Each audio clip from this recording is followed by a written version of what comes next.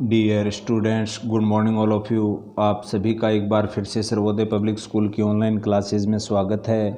प्यारे बच्चों, अपन पढ़ रहे थे चुनाव और प्रतिनिधित्व के संबंध में, यानी कि ये अपनी चुनाव और प्रतिनिधित्व के संबंध में प्रथम क्लास होगी आज, जिसमें अपन आज देखेंगे कि चुनाव किस प्रकार से होता है लोकतंत्र के अंदर, और लोकतंत्र में कौन कौन सी प्रणालियों के तहत ये विभिन्न प्रकार के जो चुनाव हैं वो संपन्न करवाए जाते हैं।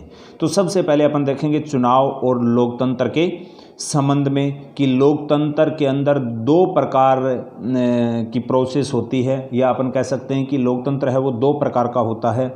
एक तो होता है प्रत्यक्ष लोकतंत्र और एक होता है अप्रत्यक्ष लोकतंत्र।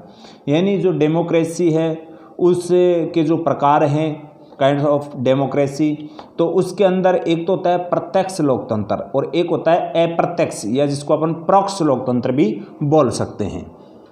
प्रत्यक्ष लोकतंत्र में नागरिक स्वयं प्रतिदिन के कार्यों एवं सरकार चलाने में सीधे भाग लेते हैं। यानी कि जो प्रत्यक्ष लोकतंत्र होता है उसके अंदर दिन प्रतिदिन के कार्यों एवं सरकार चलाने में सीधे भाग लेते हैं लोग, या अपन कह सकते हैं प्राचीन यूनान के नगर राज्य प्रत्यक्ष लोकतंत्र के अपन उदाहरण के रूप में देख सकते हैं। और हमारे देश में ग्राम सभा है वो एक प्रकार से प्रत्यक्ष लोकतंत्र का एक सबसे बड़ा उदाहरण है।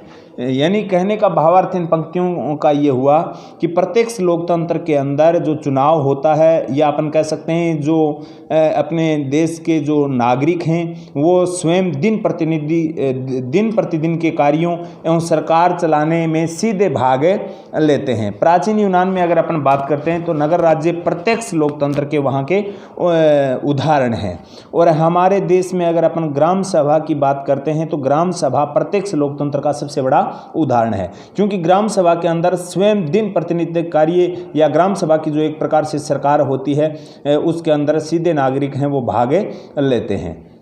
और अप्रत्यक्ष लोकतंत्र में लोग स्वयं शासन के कार्यों में हिस्सा नहीं लेते हैं,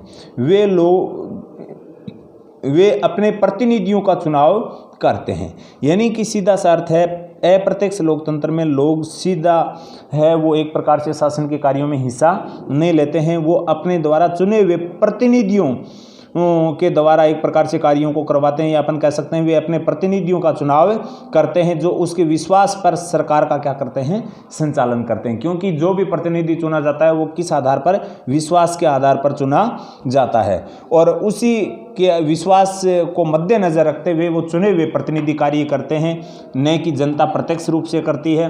तो वो कौन सा लोकतंत्र का उदाहरण है, अप्रत्यक्ष लोकतंत्र का उदाहरण है। यानी लोकतंत्र के दो प्रकार हो गए, एक तो प्रत्यक्ष लोकतंत्र और एक अप्रत्यक्ष लोकतंत्र। ये दोनों अपने को क्या रखना है, ध्यान में।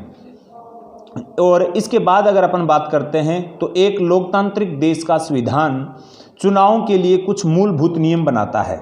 यानी कि एक लोकतांत्रिक देश है उसमें जो संविधान होता है, जैसे अपने देश का संविधान है, अपने देश में संविधान के जितने भी उपबंध हैं उसके तहत शासन का संचालन किया जाता है।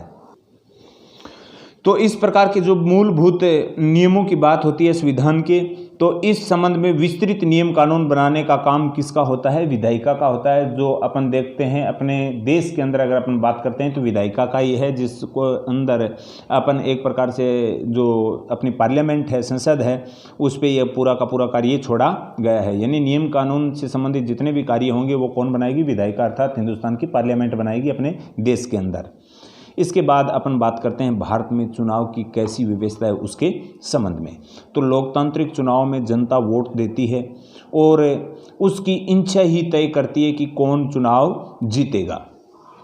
यानी कि अभी अपन देख रहे हैं बिहार में चुनाव हो रहे हैं, तो बिहार के अंदर एक प्रकार से लोगों की इच्छा है उसके अकॉर्डिंग वहाँ चुनाव संपन्न होंगे, और जिसको लोग ज़्यादा वोट देंगे वो क्या होगा, वहाँ पर जीतेगा। और जिस दल के सदस्य ज़्यादा जीतेंगे, या अपन कह सकते हैं जिस दल के जो सदस्य हैं वो ज़्यादा जीतेंगे, तो उस दल की क्या बन जाएगी, सरकार बन जाएगी।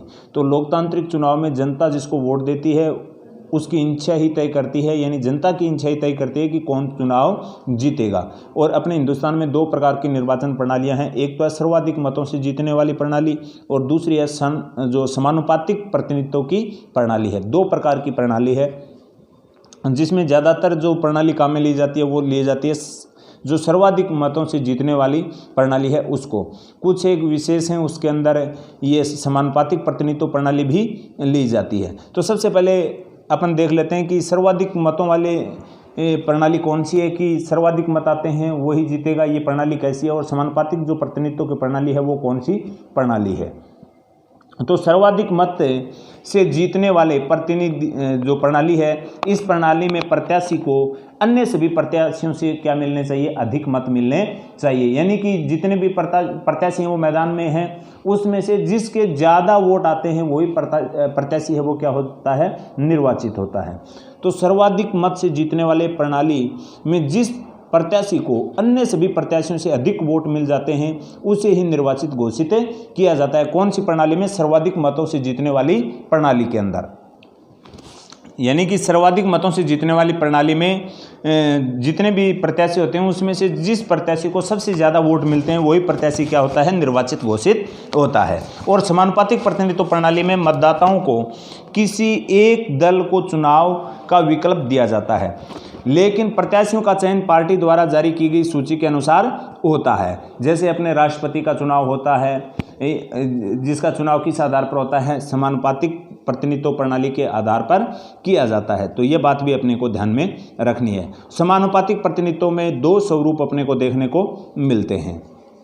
कुछ देशों में जैसे इजराइल या नीदरलैंड के संपूर्ण देश के एक निर्वाचन क्षेत्र माना जाता है और प्रत्येक पार्टी को राष्ट्रीय चुनाव में प्राप्त वोटों के अनुपात में सीटें हैं वो दे दी जाती हैं। इस प्रकार की जो व्यवस्था है वो जैसे अपन ये देख सकते हैं, अपन इजराइल और नीदरलैंड में देख सकते हैं। इजराइल और नीदरलैंड में सुविधा क्या है कि संपूर्ण देश है उसका जो एक निर्वाचन क्षेत्र है वो क्या माना गया है, एक ही माना गया है और प्रत्येक पार्टी को राष्ट्रीय चुनाव में जितने भी वोट प्राप्त होते हैं उसके अनुपात में उनको क्या दे दी जाती है, सीटें दे दी जाती है। यानी कि संपूर्ण राष्ट्र का चुनाव होता है, उसका पूरा का पूरा क्षेत्र एक ही माना जाता है और जिस पार्टी को जितने वोट मिले हैं उसी के अनुपात में उसको क्या दे दी जाती है, सीटें दे दी जाती है। और दूसरा स्वरूप अपन देख सकते हैं जो अर्जेंटीना और पुर्तगाल में अपने को देखने को मिलता है, जहां संपूर्ण देश को एक बहुसदस्यीय निर्वाचन क्षेत्र में बांटा जाता है। यानी कि एक प्रणाली तो ऐसी थी जिसमें पूरे राष्ट्र का निर्वाचन क्षेत्र एक ही माना जाता था और जितने वोट आते थे उसके अनुपात में ही पार्टियों को ये सीटें दी जाती थी, जिस पार्टी को जितने वोट आए उसी के अनुपात में उसको सीट मिल जाती थी। लेकिन दूसरा है वो अर्जेंटीना और पुर्तगाल का है। पहला अपन ने देखा इजराइल और नीदरलैंड का, दूसरा स्वरूप है वह है अर्जेंटीना और पुर्तगाल में, जहां संपूर्ण देश को बहुसदस्यीय निर्वाचन क्षेत्रों में बांट दिया जाता है। यानी एक क्षेत्र नहीं होता, अनेक क्षेत्रों में बांट दिया जाता है। और भारत में समानुपातिक प्रतिनिधित्व प्रणाली को केवल अप्रत्यक्ष चुनाव के लिए ही अपन कह सकते हैं शामिल किया गया है, यानी सीमित रूप में शामिल किया गया है। यानी भारत में समानुपातिक प्रतिनिधित्व प्रणाली को केवल अप्रत्यक्ष चुनावों के लिए ही सीमित रूप में अपनाया गया है। और भारतीय संविधान राष्ट्रपति, उपराष्ट्रपति जैसे राज्यसभा और विधान परिषदों के चुनाव होते हैं वो जनता प्रत्यक्ष रूप से उनका चुनाव नहीं करती, अप्रत्यक्ष रूप से होता है, अर्थात अपने चुने हुए प्रतिनिधि इन सदस्यों को चुनते हैं। तो उसके अंदर कौन सी प्रणाली को अपनाया गया है, समानुपातिक प्रतिनिधित्व प्रणाली को अपनाया गया है। तो अपने को ध्यान में रखना है, हिंदुस्तान में है वो ज़्यादातर चुनाव होते हैं वो सर्वाधिक जो मत से जीतने वाली प्रणाली है, यानी जितने भी प्रत्याशी होते हैं उन प्रत्याशियों में जिसको सबसे ज़्यादा वोट मिलते हैं वही निर्वाचित घोषित होता है, वो प्रणाली सबसे ज़्यादा है। कुछ एक सीमित हैं जिसके अंदर समानुपातिक प्रतिनिधित्व वाली प्रणाली अपनाई गई है, जिसमें बिल्कुल स्पष्ट है जहाँ पर भी अपने अप्रत्यक्ष चुनाव होता है उसके अंदर कौन सी प्रणाली अपनाई गई है, समानुपातिक प्रतिनिधित्व की प्रणाली अपनाई गई है। जैसे राष्ट्रपति का चुनाव होता है, राष्ट्रपति का निर्वाचन मंडल 54 में आपको बताया था, लोकसभा के दोनों सदनों के जो लोकसभा है, राज्यसभा है, यानी संसद के दोनों सदनों के जो निर्वाचित सदस्य हैं वो भाग लेते हैं, सभी राज्यों के विधानसभाओं के निर्वाचित सदस्य भाग लेते हैं। दिल्ली और जो पुदुचेरी है उसके जो विधानसभा है उसके जो निर्वाचित क्षेत्र हैं या निर्वाचित जो सदस्य हैं उन सभी के द्वारा एक प्रकार से अप्रत्यक्ष रूप से ये अपने राष्ट्रपति का चुनाव संपन्न किया जाता है। यानी कि इसमें जो शामिल होने वाले हो गए संसद के दोनों सदनों के निर्वाचित सदस्य, सभी राज्यों की विधानसभाओं के निर्वाचित सदस्य और दिल्ली व पुदुचेरी विधानसभाओं के निर्वाचित सदस्य। इसमें ध्यान रखना, राष्ट्रपति के चुनाव में जो मनोनीत सदस्य हैं वो भाग नहीं लेते हैं। उपराष्ट्रपति की बात करते हैं तो उपराष्ट्रपति भी का चुनाव में जो भाग लेने वाले हैं वो संसद के दोनों सदनों के निर्वाचित सदस्य। राज्यसभा के सदस्यों का निर्वाचन किया जाता है, वो अपने विधानसभा के जो निर्वाचित सदस्य होते हैं उनके द्वारा किया जाता है। विधान परिषद का जो चुनाव है उसमें 1/6 तो मनोनीत बताया था और बाकी जो बचे हुए सदस्य होते हैं उनका चुनाव है वो विधानसभा सदस्यों के द्वारा, जो अपने नगर पालिका के सदस्य होते हैं उनके द्वारा, और जो अपने ग्रेजुएशन स्तर के ग्रेजुएट जो लोग होते हैं वो चुनते हैं। जो अध्यापक होते हैं माध्यमिक शिक्षा स्तर तक पढ़ाने वाले, जिनके पास अनुभव होता है, वो इस प्रकार से इनका जो निर्वाचन मंडल का जो निर्धारण किया गया है विधान परिषद का, जो कि एक प्रकार से एक सीमित लोगों के द्वारा चुना जाता है, तो वो उस विधि के अंदर कौन सी प्रणाली को अपनाया गया है, समानुपातिक प्रतिनिधित्व प्रणाली को अपनाया गया है। ये पूरी की पूरी बात अपने को क्या रखनी है, ध्यान में रखनी है। और इसी के साथ इसमें कुछ एक बातें आती है, जैसे अपन ने देखा था जनता का शासन। जनता के शासन का अर्थ हो गया शासन का वह स्वरूप जिसमें शासकों का चुनाव करती है जनता। यानी शासन का वह स्वरूप जिसमें शासकों का चुनाव करती है कौन करती है, जनता करती है। वो कैसा शासन होता है, जनता का शासन होता है। और जो राजनीतिक दल है, मैंने बात की थी विभिन्न राजनीतिक दल, तो राजनीतिक दल अपन अच्छे से जानते हैं, लोगों का एक समूह होता है जो चुनाव लड़ने और सरकार में राजनीतिक सत्ता प्राप्त करने के उद्देश्य से क्या करता है, कार्य करता है। राजनीतिक दलों में अपन देखते हैं कांग्रेस है, बीजेपी है, सपा है, बसपा है, तृणमूल कांग्रेस पार्टी है, मार्क्सवादी कम्युनिस्ट पार्टी है, जो विभिन्न राजनीतिक दल हैं ये इसके अंदर शामिल होते हैं। और इससे आगे की जो बातें हैं वो पढ़ेंगे अपन आगे की नेक्स्ट कक्षा में। आज के लिए इतना ही, धन्यवाद।